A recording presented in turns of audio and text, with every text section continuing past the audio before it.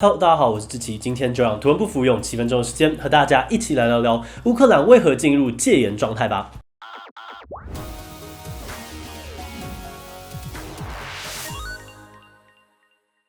不知道大家有没有注意到乌克兰宣布戒严这个新闻哦？怕大家对乌克兰不熟，所以先帮大家复习一下。乌克兰是个位于东西欧的枢纽，跟俄罗斯相邻的国家。而这次戒严的起因是11月25日，俄罗斯无预警的对乌克兰的海军军舰开火而导致的。当时乌克兰总统波罗申科在冲突发生之后，立即宣布与俄罗斯相邻的边境地区进入戒严状态。那双方也不定时的举行军事的演练，就怕一不注意对方就打过来。而波罗申科甚至已经签名确定终止乌俄友好条例，感觉两国真的是气不扑哦。那虽然乌克兰总统重申戒严不意味着对俄罗斯宣战，只是为了保护国家领土完整以及主权独立，但从军事演练的规模来看，确实不能排除随时有开战的可能。的事情是这样的，11月25日那一天，乌克兰行驶着3艘军舰，逐渐的接近克里米亚的克什海峡，同时依照国际航海惯例，也提前跟俄罗斯说 “hello， 我们要经过咯”，也提出了通航的申请。结果俄罗斯却表示，谁说你可以没经过同意就开过来啊？直接向乌克兰海军开火，并强行登船俘虏了23名水兵，两国随即进入了军事的对峙状态。而乌克兰总统波罗申科看到情况不对劲，立马向国会提出与俄罗斯相邻的地区进入戒严状态30天，一边跟以美国为首的北约盟友们通报事态的发展。事实上，克里米亚在19到20世纪曾经划入过俄罗斯的领土，直到1955年才在当时的苏联领导人赫鲁雪夫的主导下，将克里米亚划入了乌克兰，作为两国的结盟纪念。而就人口组成来说，克里米亚有 58% 人说俄语，乌克兰语占 24%， 剩下只是鞑靼语占了 12%。上述的历史因素跟人口组成这两大原因，造成了克里米亚人民虽然身在乌克兰，但是心却在俄罗斯，国家认同自然也是更靠拢俄罗斯了。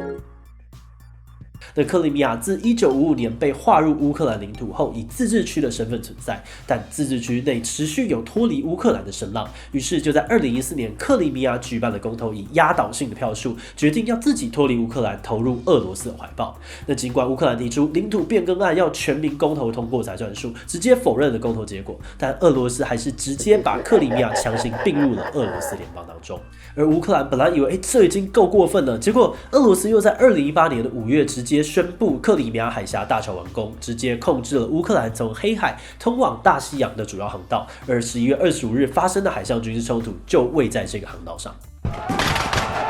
在俄罗斯开火后，乌克兰当然不敢大意啊，陆上、海上的军事演练瞬间都动了起来，同时也向北约以及德国寻求军事协助。然而，卡在乌克兰和北约完全没有任何的互保协议，不太可能直接引入国际的军事奥援，北约只能派战机飞个2圈返航，而德国总理也只回复了：“大家好好讲，不要动武啦。”于是，没有国际的奥援，武力又差人家一大截。乌克兰国内东南部跟克里米亚的境界都已经门户大开，随时可见俄罗斯的军队驻守，而东南地区的地方政府也心痛俄罗斯的傀儡。那要是真的开打的话，乌克兰几乎可说是腹背受敌了。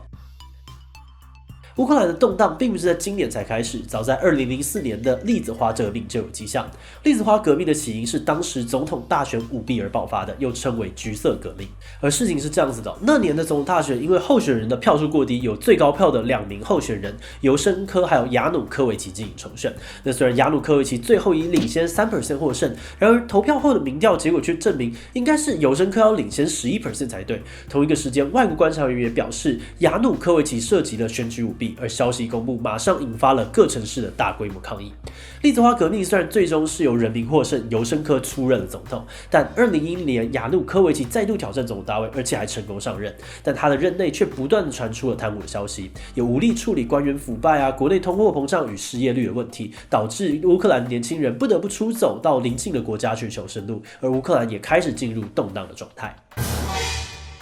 而造成乌克兰陷入腹背受敌的窘境，可能是一连串问题决策和内忧外患造成的结果。乌克兰处于东西欧的战略位置，近年的内政啊、外交策略不断的在亲欧、亲俄两边之间摆荡，而政策方针大多是短效型的，换个总统就换了个方针。怎么好像有点熟悉哦？而导致乌克兰在这次的海上冲突无法获得国际军事奥援的窘境，得从2013年的关键决策说起。2013年时任总统的亚努科维奇在执政后期越来越倾向俄乌两国一家亲，不断的加强跟俄罗斯的结盟，同时取消了和欧盟的联系国约定，还错失加入北约的时机点。那上述的这些决策很明显的让乌克兰越来越往俄罗斯靠拢，也让美国跟欧洲各国在没有任何的合作协议下，很难在关键的时刻扮演斡旋的角色协助乌克兰。而这个情况也造成国内亲欧民众不满，在2013年爆发了亲欧盟示威运动。结果亚努科维奇并未积极沟通，甚至还进一步禁止几乎所有形式的抗议活动，这造成了民众的不满急速加温，而导致了示威群众与政府之间的流血冲突，造成了至少125人死亡，1890多人受伤的惨况，人民对政府的信任感也降到了低谷。那我们可以发现，从2004年的栗子花革命到今年跟俄罗斯的海上军事冲突，乌克兰似乎一直处于内忧外患夹击的动荡状态。而随着乌克兰的经验，或许我们也可以进一步思考，小国在大国环视之下，有没有什么方法可以避免被大国威胁呢？就直觉的来想象，小国在大国之间的运用手段，不外乎就是抗衡或是依附这两种。但不论选择哪一个，都必须要有足够的经济成长以及人民对政府的信任，才能有办法让政府有更多的资源去综合运用抗衡跟依附的这两个手段。否则，在内忧外患的夹击下，小国很容易越来越往依附倾斜，造成跟大国之间的关系不平衡，甚至被威胁的机会。而总结来说，不管是抗衡啊，或是依附，本来就不能是一个只是2选1的选择题，而是在不同议题之间的混合运用。在大国的环视之下，小国更需要谨慎运用手上的资源，为自己创造更多的选择。好的，那讲到这边也来问问大家，如果你是乌克兰，面对俄罗斯的威胁，态度会是如何呢？ A. 依附他， B. 抗衡他， C. 其他。欢迎跟我们分享你的想法哦。最后，如果你喜欢今天的影片，也想可以分享出去，让更多人知道乌克兰为何戒严以及小国的生存之道。此外，也可以点击这个地方看更多有关的生活议题，然后也不要忘了点击这里订阅我们的频道。那么今天的这期就到这边告一段落，我们明晚再见喽，拜拜。